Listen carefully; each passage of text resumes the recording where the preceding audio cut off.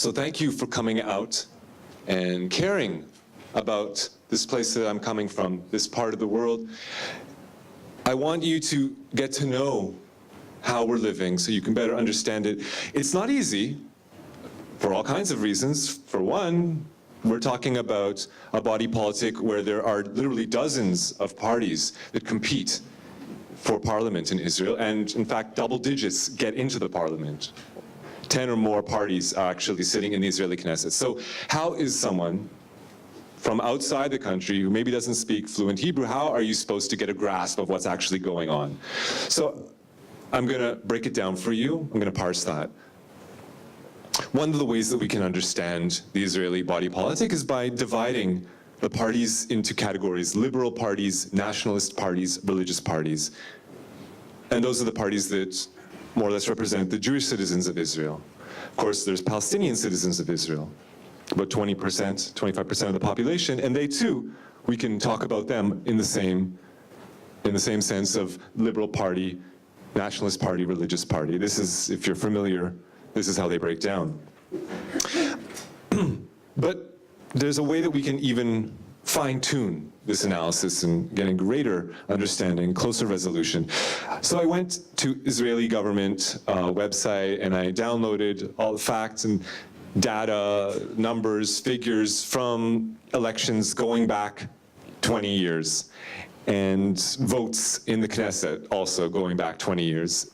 And when I crunched the numbers, this is what I found out. A bit overwhelming. Don't be scared. I'm going to explain it. So these are the parties in the last Knesset, and what I did was I compared how they voted. Every time you see green, that's the amount of times those parties agreed that they voted in the same way. Ram Tal and Balad voted together 709 times, and they disagreed only a scant few number of times in votes in the Knesset. And what we see is that although these parties, the three parties I've pointed out, the Palestinian parties in the Knesset, even though their ideologies are different from each other, but in practice, when you are representing a national minority in a country in which ethnic politics have so much weight, it turns out that despite your differing ideologies, you actually vote the same way almost all the time.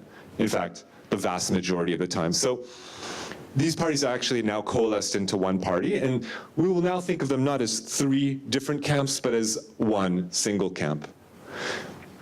So now each of the Jewish political camps are a camp, and the Palestinian parties are one camp. What does this leave us with?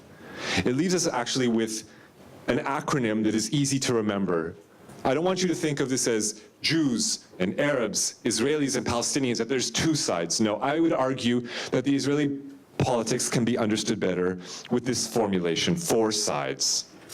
And each of the 4 sides represents how that group would like to treat the other ethnic group. So the 4 options are S for segregation, I for integration, D for domination, or E for elimination. What do I mean by this? So we can also, we can say that the segregation camp, they want a 2-state solution, a Jewish state, a Palestinian state, and that these groups should be separated or segregated. The integration camp that wants a 1-state solution from the river to the sea, and everyone in that state to have equal rights, so one democratic state, the integration camp. D, domination. They also want there to be 1 state from the river to the sea, but for that state to be an apartheid state, for Jewish people to have more rights and non-Jewish people, Palestinian people, others to have less rights in that state. The elimination camp, they want that apartheid state to be ethnically cleansed altogether, for the other ethnic group, for the Palestinian people to be kicked out of the country outright. So I would argue that using this lens, we can better understand Israeli politics. Okay. Do the facts bear this out? Do the numbers, when we crunch them, do they give us the same responses? So a year ago, Tel Aviv University did a study, and they asked Israeli Jews about their preference, what kind of state they want to live in. And they used the same formulation as I have here, and this is what they turned out. Now, on the face of it, again, I know I haven't you haven't burned into your mind these four categories, but essentially what we have is the integration camp, segregation camp, domination, elimination. It would seem, on the face of it, that in fact most, or the largest amount, the plurality of Israeli Jews would prefer the segregation solution, the two-state solution. A situation in which there's Israel and Palestine, establishing a Palestinian state alongside Israel. This is the exact words that they agreed with. But when we peer past those words, it starts to fall apart, and I'll explain what I mean by that. So the same Tel Aviv University staff, they quizzed further, they probed further, and they asked folks, they asked them, well, as part of any peace deal between Israel and Palestine, any two-state solution, it would involve, there's actual specific criteria. Would you then agree for Palestinians to have sovereignty over air, land, water, blah, blah, blah? And the number of Israeli Jews agreeing with such a solution actually reduces. Fewer people support it. Then you ask them, well, what about blocks of settlements? Okay, they'll be annexed to Israel, but Israel will have to evacuate the other settlements. Whoa, no, I don't know about that. So fewer Israeli Jews. And then with each successive criteria that would make up any two-state solution, fewer and fewer and fewer Israeli Jews agree with these conditions. And so you get to the point where by the end of it, maybe 19% of Israeli Jews support a two-state solution when you break it down into its components, and something like 3/4 of Israeli Jews actually oppose the conditions that would make up any two-state solution. So it would seem that Israeli Jews are actually over-representing their commitment to democracy and under-reporting their preference for apartheid. Now, of course, keep in mind, it's not that this is a two-state solution with conditions that are beyond the, I mean, I imagine that for Palestinian people, for many Palestinian people, these are the minimum conditions. Think about any two-state solution we're talking about in which Israel would have control over more than 3/4 of the land. You know, that green section of the pie is the West Bank, and the little sliver, that's Gaza. As you can see, even together, West Bank and Gaza are not even 1/4 of the land. So this is really the minimum conditions that any Palestinian government can be expected to agree to, and even that minimum condition, only a small minority of Israeli Jews will agree to it. So we're at an impasse. What's even scarier, if you think about it, is let's say we take the two-state solution off the table, and let's be honest. I mean, what we've seen is just continued settlement, expansion to the point where, is it even possible anymore? Many would argue it is not impossible. So it is not possible anymore for there to be a two-state solution. And in fact, when those researchers, when they took the two-state solution off the table, they said, well, that's not an option. The only options are one state, either democratic or apartheid, or worse, or ethnically cleansed. And in fact, when they took that possibility off the table and they only left one state, only 1/4 of Israeli Jews wanted that one state that remained to be democratic, with equal rights for everyone. And 2/3 of Israeli Jews actually want that one remaining state to be either apartheid or worse, either an ethnically cleansed state. So actually, when we get down to the nitty-gritty, it's actually a sad state of affairs, to say the least. So there seems to be some basis for what I'm saying. Now, instead of asking Israeli Jews how many states they'd like to see, how many states they want to live in, why don't we ask them about what they want their relationship to be with Palestinian people? And do we want to segregate from them? Do we want to integrate with them? Do we want to dominate them? Do we want to eliminate them? It turns out that there was a Pew poll conducted on Israeli Jews just a couple of years ago, and these were the results of it. When Israeli Jews were asked, do you agree or strongly agree that Jews deserve preferential treatment in Israel, to be citizens plus, 79% of Israeli Jews agreed with that statement.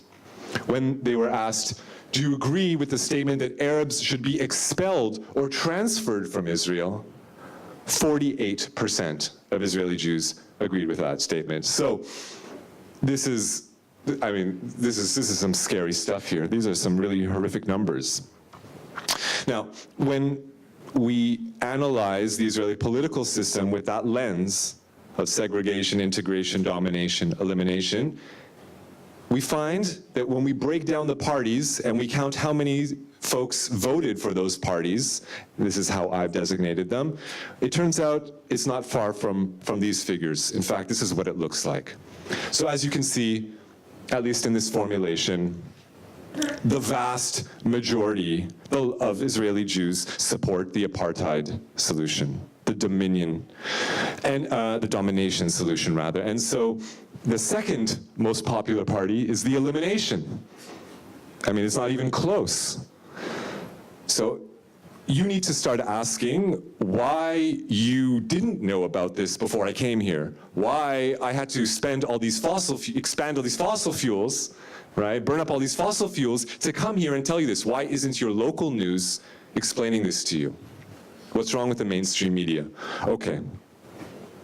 Now, perhaps there's some people here who, you know, they're willing to give me some space to go out on a limb here, but they say, wait a second, David, there's something wrong with your formulation. How can you talk about the Labour Party as being in the apartheid camp?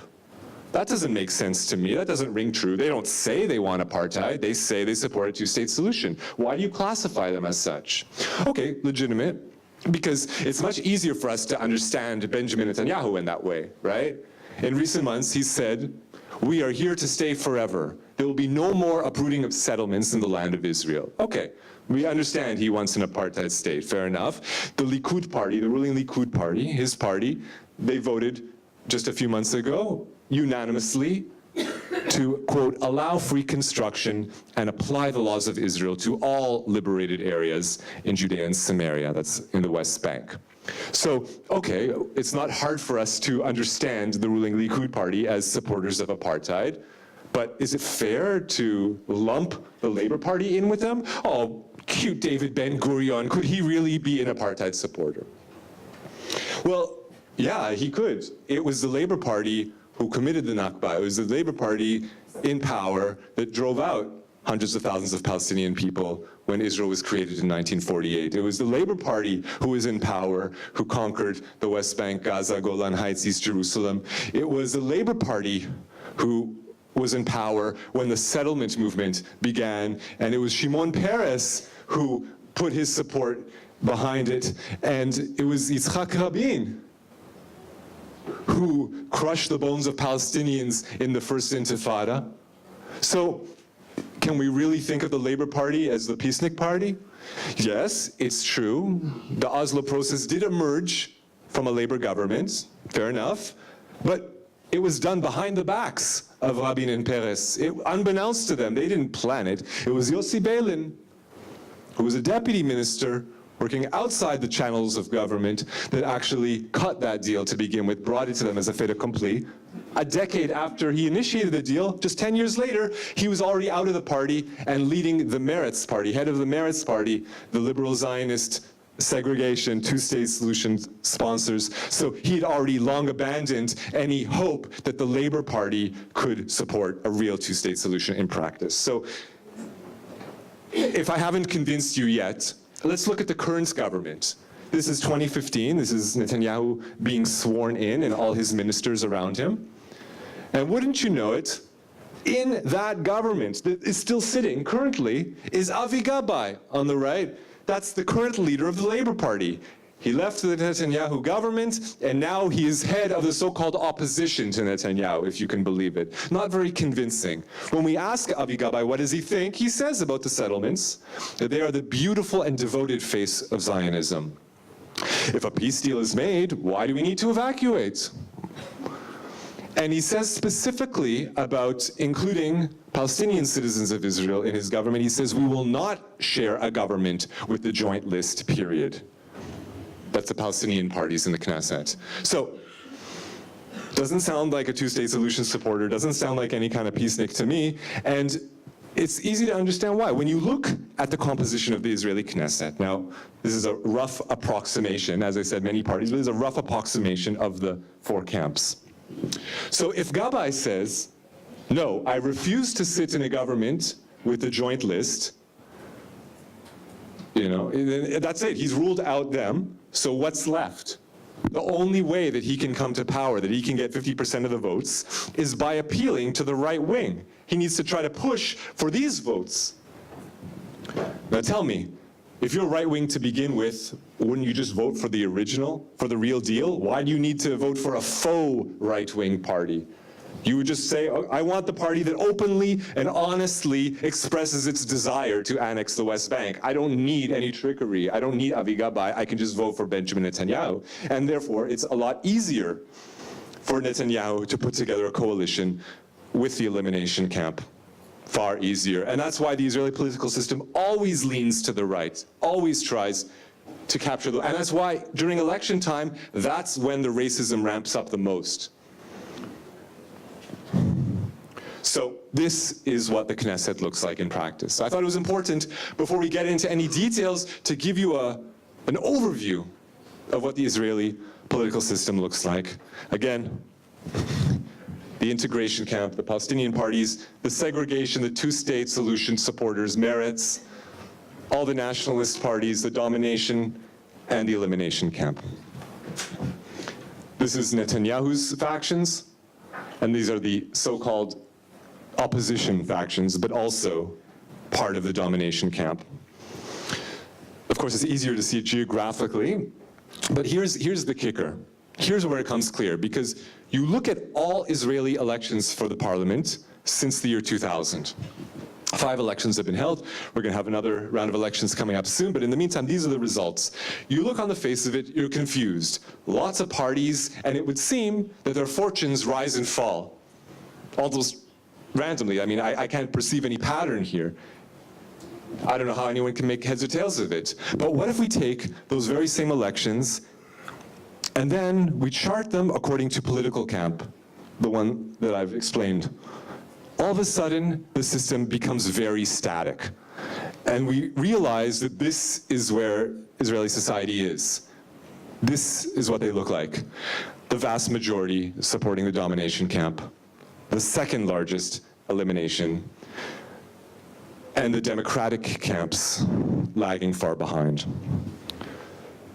So the last thing I'm going to tell you to walk away, just to summarize the scope of this, 3 things.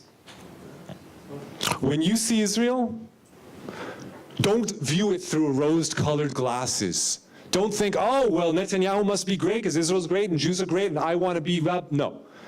That's dead wrong. But it's also almost equally wrong to look at Israel and say, oh, well, Netanyahu, he's evil, he's bad. But Avi Gabay and the Labor Party and the liberal, that is the solution. That as bad as Netanyahu is, all we need to do is vote for the Zionist Union Party and then the problem will be solved. That is equally absurd. No, when you do that, you've completely cast out the fact that the elimination party, how powerful it is and how its strength is increasing from day to day.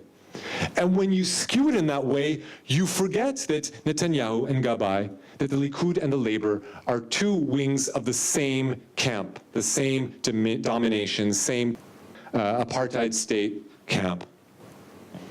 And when you frame it in that way, you forget that you're silencing the voices of Palestinian citizens of Israel, and more broadly, Palestinian people altogether, who are ultimately at least 50%, if not more, of the population of the land. So I want you to just take these pieces with you, and hopefully that they will help you be able to move forward, and perhaps give us a greater understanding of what's happening, without which we can't possibly see a better future on the horizon. Thank you so much for your patience and for taking the time and for caring enough about this place to hear what I had to say. Thanks for having me.